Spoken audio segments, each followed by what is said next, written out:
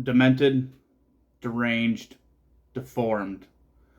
All common traits among a lot of slashers, but with a hockey mask and a machete, this guy would be different from all the others.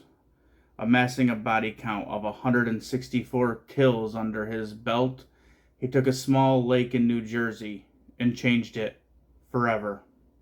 His name is Jason. Join me as we open the Slasher Killer Files and take a look at the demented and bizarre life of Jason Voorhees.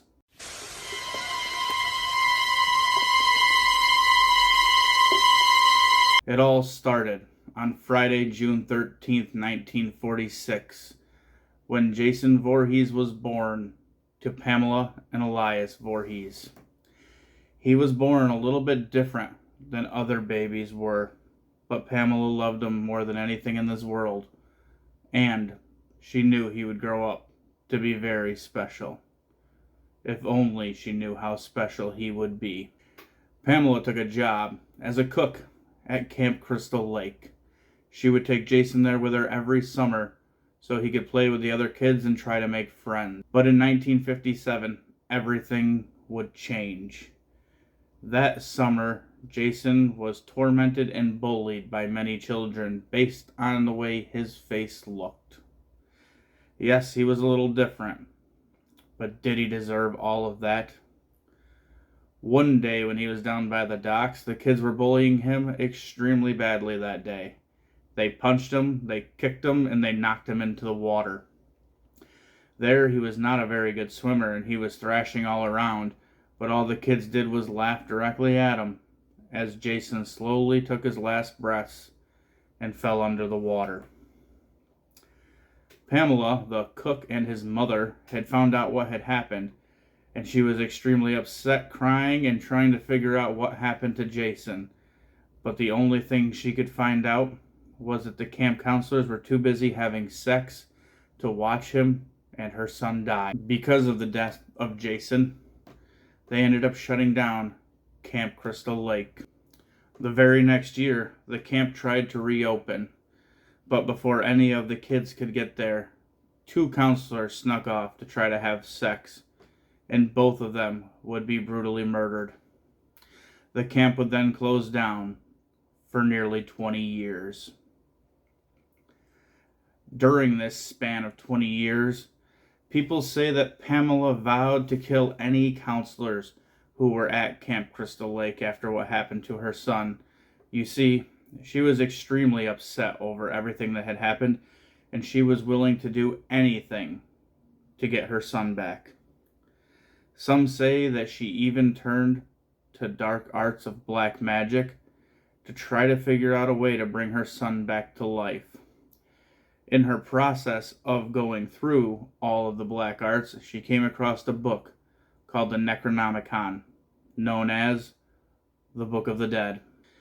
In June of 1979, Camp Crystal Lake would try to open again, but just as Pamela Voorhees had vowed, she was going to kill the camp counselors. And on that night and the next few nights, she would proceed to kill 7 camp counselors in horrific ways. But then when she was trying to kill a 10th person, she met Alice. And Alice was able to chop her head off with a machete. And that was the end of the terror at Camp Crystal Lake from Pamela Voorhees. Some say that Jason never really drowned all those years ago, and that night he saw his mother die. Others believe that Pamela really did get the Necronomicon, and she was trying to bring her son back, and she needed a total of 10 sacrifices. With the 2 people years ago and the 7 she killed that night, she was at 9.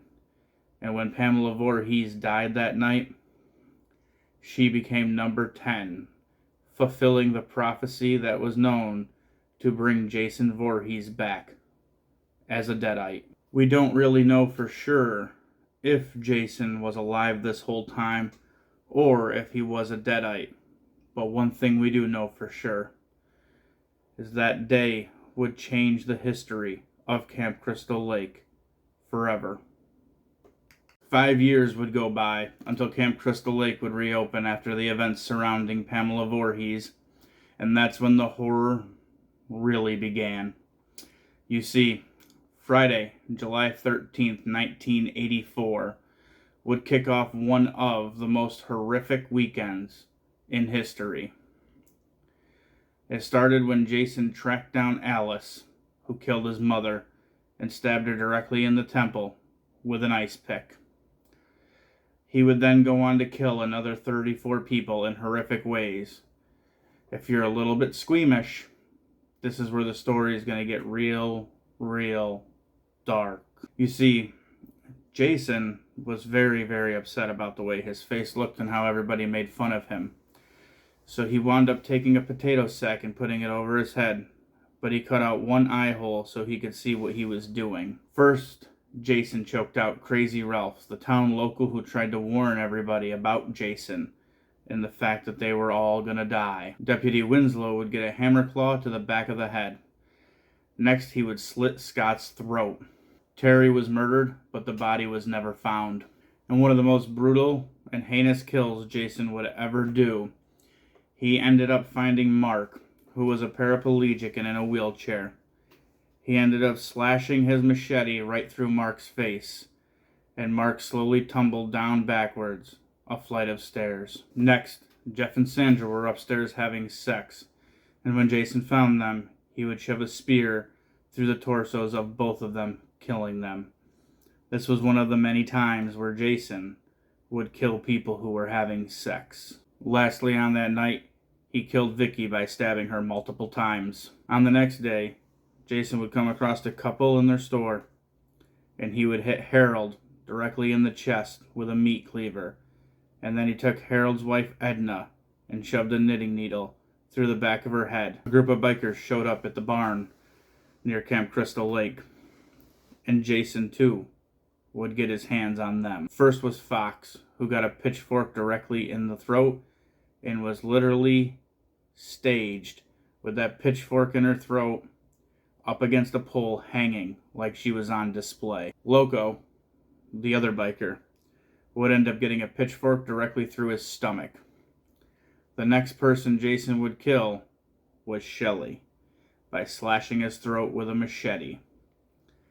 But the one thing that Shelley had that Jason wanted was a hockey mask.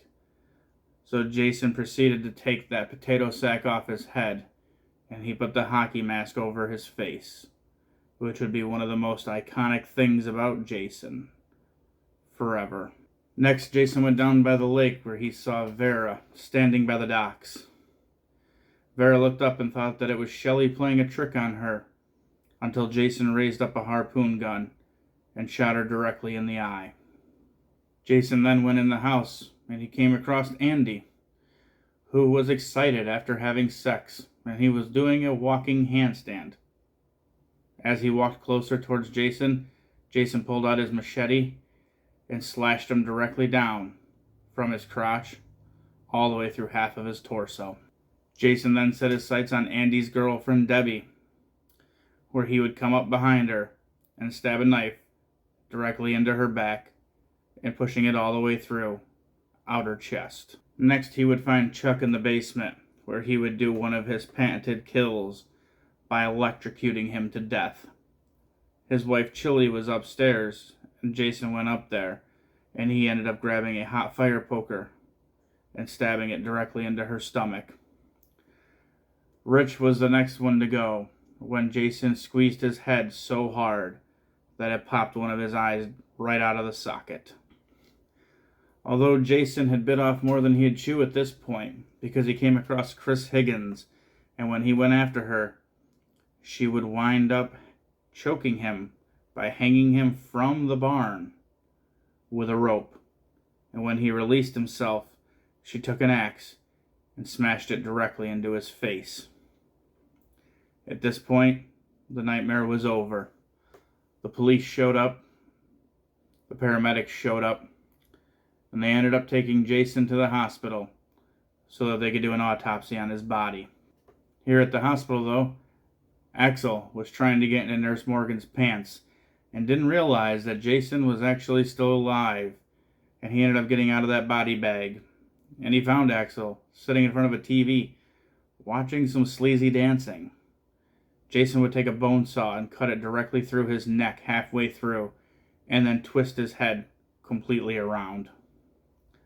He then found Nurse Morgan, and he took a scalpel and shoved it directly in her stomach and ripped all the way up through her entire chest.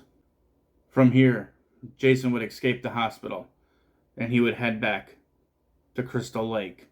And on his way there, he would come across a hitchhiker. And when he did, he took out his hunting knife, and he stabbed that hitchhiker in the back of the neck, all the way out through the front. At this point, Jason was pissed, and he was a man on a mission. When he got back to the lake, he found Samantha swimming in a raft naked in the lake. He would then go out to the lake and come out of the water underneath this raft, take his machete, and shove it directly up through the raft and up through her stomach. He then came across Paul, where he took a harpoon gun and shoved it directly in his penis, killing him. And then he would put a spear through Terry. Next, he would kill Tracy Jarvis, the mother of Tommy Jarvis. Then he stabbed a screw into Jimmy's hand, and then he stabbed him directly in the face with a meat cleaver. He threw Tina out of a 2-story window, and he stabbed Ted in the back of the head through a projector while he was watching pornography. Next, he would find Doug in the shower, and he would crush his head in by smashing it against the shower. Sarah would get an axe to the chest, and Rob was killed with a garden cultivator. But then Jason would come across young 9-year-old Tommy Jarvis. Tommy Jarvis was a horror movie enthusiast, and he liked making masks. He would make masks of all sorts of creatures and beasts, and he would wear them. But he was also aware of the story of young Jason Voorhees, and he saw a picture of Jason with his deformed face and his lack of hair. And Tommy would shave the hair off his head to try to look a little bit more like Jason. And then he came face to face with Jason, and Jason didn't know what to do, because he had never seen a boy that looked the same way he did when he was a boy. And he let down his guard, and Tommy took that machete and smashed it right into Jason's head. And Jason would then fall to the ground, and his face slid down this machete. And then Tommy would grab that same machete and in traumatized state continue swinging it at Jason's lifeless body, screaming, "Die! Die!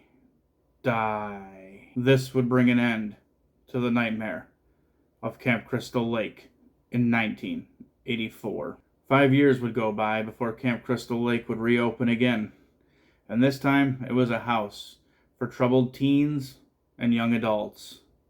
Tommy Jarvis was staying in this house as he was still being traumatized by visions and nightmares of Jason after that night that he came face to face with the killer. Vic was a man who lived in this house, and he was getting annoyed by Joey, who was loudmouthed and just shoving food in his face while they were splitting wood. Vic would get unhinged, and he would attack Joey, hitting him repeatedly over and over again with an axe till he hacked his body into pieces. The police and the paramedics would show up, and Vic would be arrested and carted off to go to jail. The paramedics would pick up Joey's body. The next day, 17 people were brutally murdered by a man in a hockey mask. This would be a copycat killer by the name of Roy Burns. Turns out Roy Burns was a paramedic that picked up Joey's body that day. And it turns out that Joey was Roy Burns' son. And he decided that he was going to get revenge on this house full of people who were troubled that did nothing when his son was brutally murdered. He took on the persona of Pamela Voorhees, trying to avenge the death of his son. but he took on the looks of Jason Voorhees when he did all the killings. But just like the two of them, he suffered a brutal death when he was thrown out of a barn directly onto a bed of spikes. 1 year later, Tommy Jarvis and his friend Alan would go to the graveyard where Jason was buried. Tommy still had not gotten over his traumatization from having that night with Jason Voorhees. He wanted to dig up Jason's grave to make sure Jason was dead. So they did so, and when they pulled off the top of the coffin, they saw Jason's body there, covered in maggots. Tommy grabbed a metal stake that was at the graveyard and jabbed it directly in to Jason's torso. Tommy said it was raining that night and storming, and after he had jabbed that stake directly into Jason's stomach, lightning would strike that stake and bring Jason back to life. Some people say this was a zombie version of Jason, while others believe that this was the powers of the Necronomicon, and they were waiting for the perfect moment, and when he opened up that coffin and put that stake there, the dark arts and black magic struck lightning down directly on that pole to reanimate Jason as if he was Frankenstein. As soon as Jason got up, he would punch a hole directly through Alan, ripping his heart out in the process. Tommy would take off and run. He'd head to the police station because he wanted to tell the police and the people to be afraid because Jason was back. Everybody there knew that Jason had died, and the police did not want him spreading all these rumors and creating fear and panic in the city. So they took Tommy Jarvis and they arrested him, threw him behind bars. Jason, however, was alive and would start his rampage all over again as he was walking to head back to Camp Crystal Lake. He came across a couple in their car. Jason took that same stake that brought him back to life and shoved it directly into Darren and then threw him like a sack of potatoes. He then took that same stake and jabbed it through the windshield trying to kill Elizabeth, but he missed her. And when she crawled out, he stood over top of her and he shoved that stake directly into her mouth, holding her head underwater in a puddle. And he stayed there and watched until the last bubble came up. The next day, Jason came across people playing paintball. The first person he would kill is Bert, when he grabbed his face and smashed it directly into a tree and then ripped his arm off. He would then drop down on Stan, Kate, and Larry, and he decapitated all three of them with the swing of his machete. Roy was the next paintballer to die. We don't know the exact details on his death, but when they came across his body, it was ripped to shreds. I don't mean to speed through the rest of these deaths like they're not important, but we have a lot to get through and a lot more to get to the bizarre story that surrounds Jason Voorhees. Martin was stabbed in the neck with a broken bottle. Stephen and Annette were stabbed together in the stomach with a machete. Nikki's face was shoved directly through the wall of a Winnebago. Kurt was stabbed in the temple with a knife. Sissy gets her head twisted around. Paul was beaten and thrown out of a window. Officer Thornton is killed with a dart to the eye, and Officer Pappas's head was crushed. Sheriff Garris was knocked on the ground, and his body was literally bent in half, the opposite way your body is supposed to go. The sheriff's daughter Megan would free Tommy Jarvis, and they would find Jason Voorhees, and they would lure him back to the lake, where they would get the upper hand on him, and they tied chain around his neck and to a boulder, and they would push him into the water. But June of 1997, a girl named Tina, who was said to have had telekinetic powers, would revisit Crystal Lake. When she was a little girl, she had visited this lake with her mom and her dad, but her mom and her dad had gotten into plenty fights, and her dad had gotten violent. One night, It got to be too much, and Tina couldn't take it anymore. They were out by the docks, and Tina, under her own powers, made this dock collapse with her father falling in, and all of the wood from the dock would land on top of him, and no one would get to him in time before he drowned.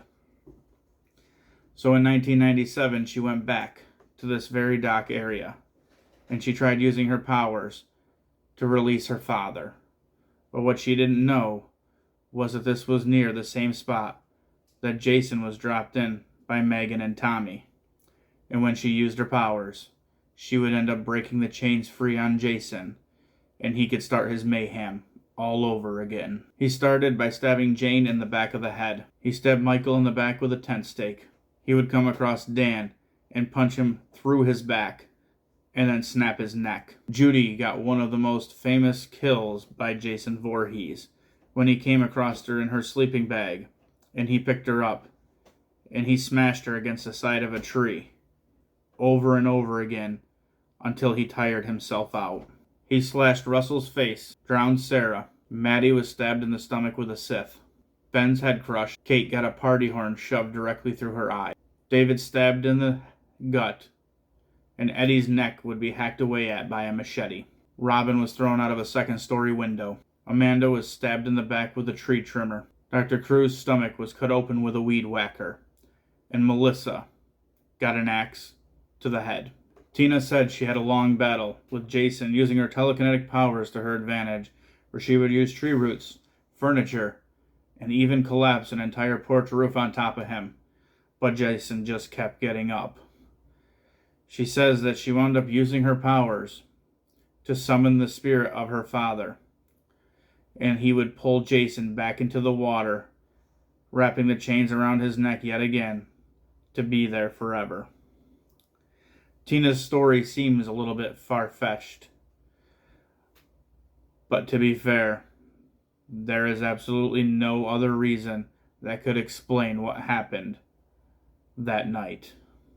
Less than a year later, a houseboat was driving through on Camp Crystal Lake, and some of the electrical wires that were loose under the water wound up hitting Jason and electrocuting him, and it made him stronger. He was able to break free of those chains and board the houseboat. First, he killed Jim on this boat with a harpoon gun, and then he found Susie crouched and hiding and stabbed her directly in the heart with a spear. He would then ride this boat all the way till he came across a cruise ship. He would then board this cruise ship that was holding a bunch of high schoolers who were setting out on a senior trip. On this boat, he would come across J.J. Jarrett, who loved playing the guitar, and he would take her guitar and smash her in the face. Next, he killed a boxer on the boat, taking a sauna rock and shoving it directly through his stomach. Tamara was killed with glass shards, getting stabbed directly into her face. Jim was harpooned in the back. Admiral Robertson, who was driving the boat, would have his throat slit. Eva was trapped on a dance floor with Jason. He would pick her up and strangle her and toss her body like a rag doll. He then would find Wayne down by all the electrical units of the boat. He would throw him directly into them, electrocuting Wayne to death, to the point where his body caught on fire. They would find Miles impaled on a weather main. One of the deckhands on the boat was found with an axe in his back. But then the boat would arrive at its destination in Manhattan. And when Jason got off this boat, he had never seen anything like this before. So many lights, so many people. But nobody would ever run and scream from him when they saw him, even though he looked a little bit different, but so did they. Jason would then find two junkies. He stabbed one in the back with a syringe, and he slammed the other one's head repeatedly against a metal pipe till he died. He would then find himself on top of a building with Julius, another boxer who was on that boat. Julius would sit there and punch Jason in the face and in the stomach over and over again until he eventually tired himself out. Then Jason took one uppercut and decapitated Julius. He choked out a police officer and he grabbed Charles, who was in charge on the boat, and shoved him headfirst into a sewage can, holding him there until he drowned. He would chuck a waiter so hard into a mirror that he died. And then he came across a sewer engineer and smashed him in the head with a wrench. Jason would get trapped down in these sewers, and every night these sewers would release toxic waste. This toxic waste would be the demise of Jason Voorhees. That would be the last that anybody would see of Jason until Friday, June 13th, 2003, where this story gets really bizarre. You see, Jason was presumed to have been dead a number of times. Some said he was a zombie, while others said he was a deadite. But this next chapter is the hardest to explain. You see, an FBI agent was at Camp Crystal Lake in a cabin taking a shower when the lights go out. She then is chased by Jason. We don't know how Jason got there from Manhattan, but he ends up chasing her all the way until she runs into a crowded area where they turn on all the lights and Jason is surrounded by military. And they shoot him over and over and over again. And even one military guy throws a grenade, blowing Jason's body up.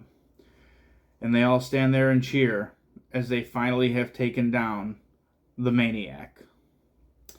They take his body to the coroner's office, once again, so that they can get an autopsy. But this time, when the coroner is taking out Jason's heart, it's still beating. And this coroner was said to have become overcome by some powers, and he ended up eating Jason's heart, where he would then go on a killing rampage. He would kill his assistant by shoving a probed object through his neck. He would then kill 2 security guards that were standing outside of the room. He would kill Alexis with a scalpel, and then he would walk out of there. On his way to the Voorhees house, he would come across a couple in a tent having sex. And as we all know, Jason was not a fan of this. And the coroner would kill both of them, taking a fence post and shoving it directly through the woman's torso and ripping it up, cutting her in half. He also crushes a woman named Edna's head with a car door. He finds a man named Josh, and when he comes across Josh, he decides to get on top of him, and this slug would come out of his mouth and go directly into Josh's, leaving the coroner dead, and now Josh would go on a killing spree. He would stab Diana in the back with a knife. Next, he would meet a man named Robert, and he would then do the exact same thing that the coroner did to him to Robert, and Josh would die. But here's the weird part of the story. This slug-like creature that kept passing from body to body and turning these men into murderous killers was considered to be the soul of Jason.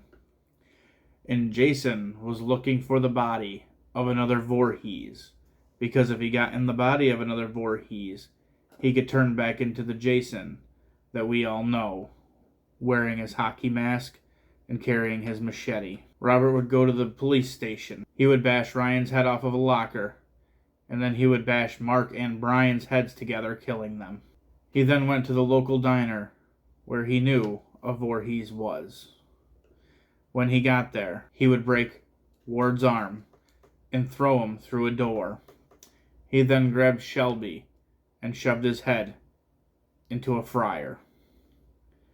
Then he would take his elbow and smash it so hard into Joey B's mouth that her face would collapse.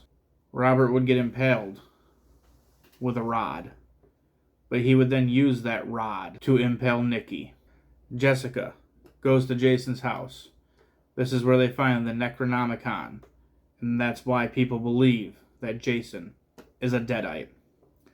She would find out there that Jason was looking for a Voorhees body.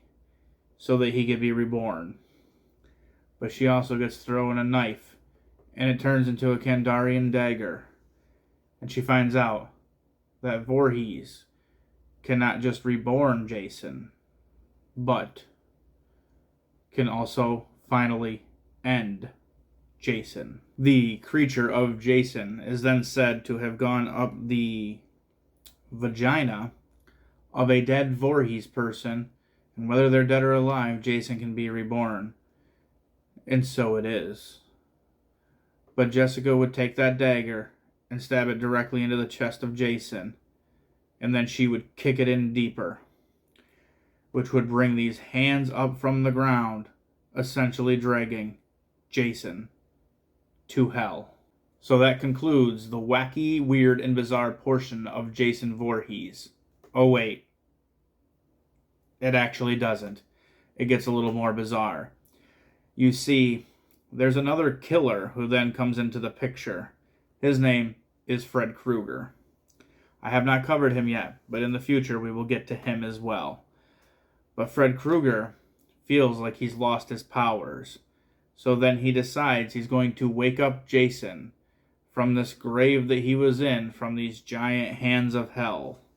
He pretends to be Jason's mom and says that she needs him to go kill. Jason wakes up, and that's exactly what he does. First, he finds Heather, and he stabs her with a machete directly through her stomach and pinned against a tree.